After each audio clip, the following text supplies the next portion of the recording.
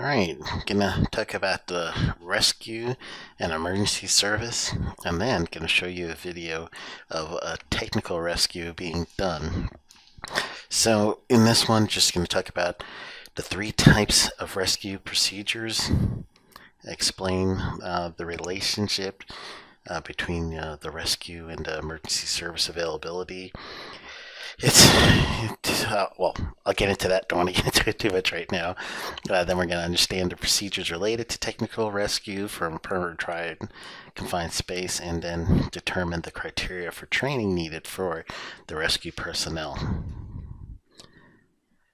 So one of the things that you're going to see is the percentage here of if there is a fatality related to permit required confined space.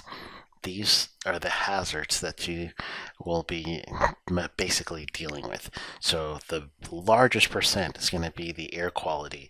So 47% of all the fatalities is due to the air quality issues.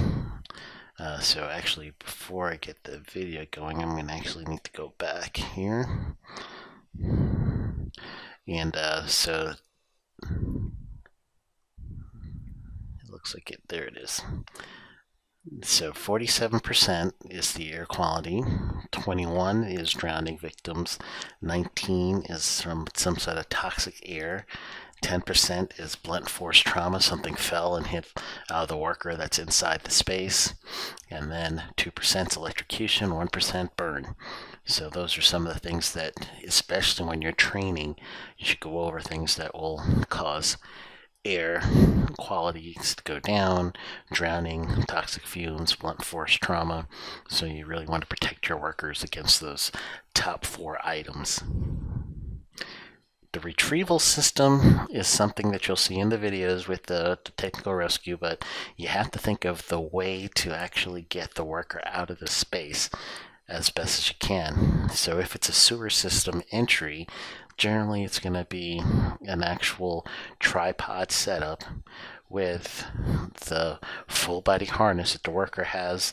The ring should be in the middle of the back between the shoulder blades to right underneath the nape of the neck, and they'll have some sort of self-retracting lifeline and a winch system that'll crank them up and down for the worker. So that's one of the ways to do it. The other one is to get an actual board, and you could put the person on there. Make sure you keep their hands and legs in so that there's no way that that person could get more injured as you're retrieving them out.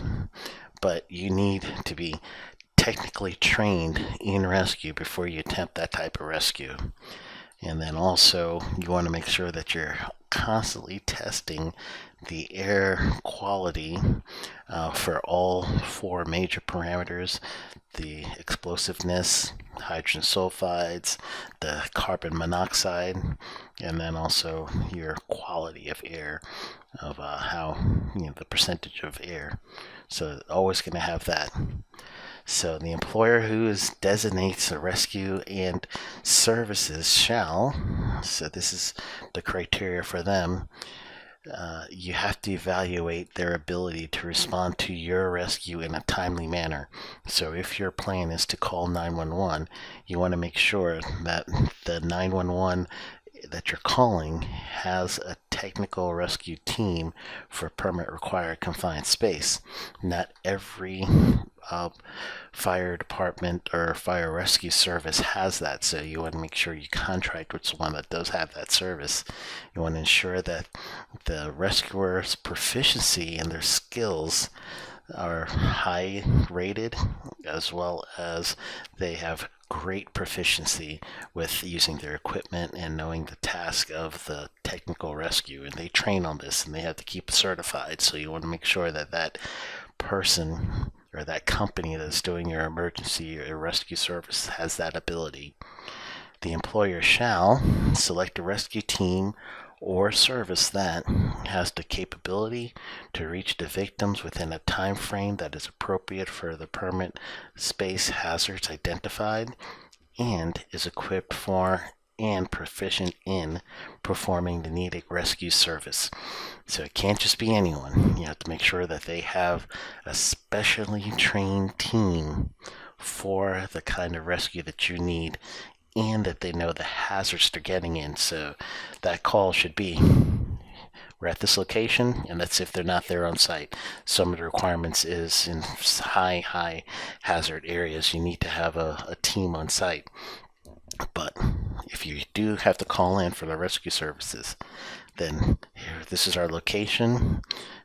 We have this type of hazard that our workers are exposed to, and then you just break it down as far as specifically what the rescue team is going to be coming against when they get there. Employer shall inform each rescue team of the hazards they may confront at the site and provide the team with access to all permitted space from which rescue can be necessary so that the rescue service can develop appropriate rescue plans and practice rescue operations. So you want to make sure that they have that availability. They can't get out there, that they know for sure what hazards they're coming against, because they have to prepare for that. They have to be planned. They have to plan for whatever they need to mitigate that hazard first, protect their workers before they go and try to do the rescue or retrieval. When the employee enters permit space to perform rescue service, the employer shall ensure employees are provided with and trained to use the proper PPE and rescue equipment. So if you're doing your own rescue, you have to make sure your workers are trained up and they have all the equipment they need, as well as the PPE to protect themselves, and they have to be trained.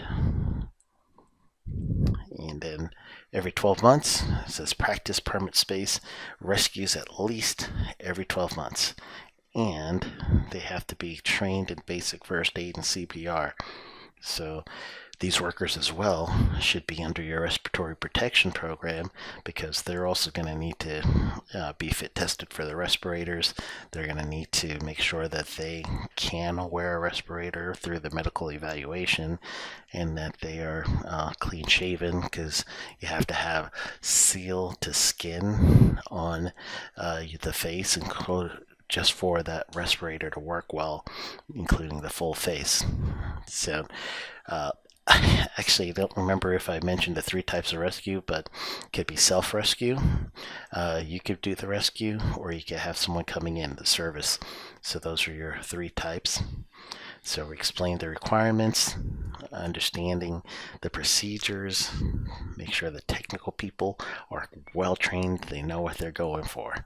So that's chapter 5. Watch the video on an example of how they do this technical rescue training. When we come back, we'll talk about testing the atmosphere and specific gases that we're exposed to.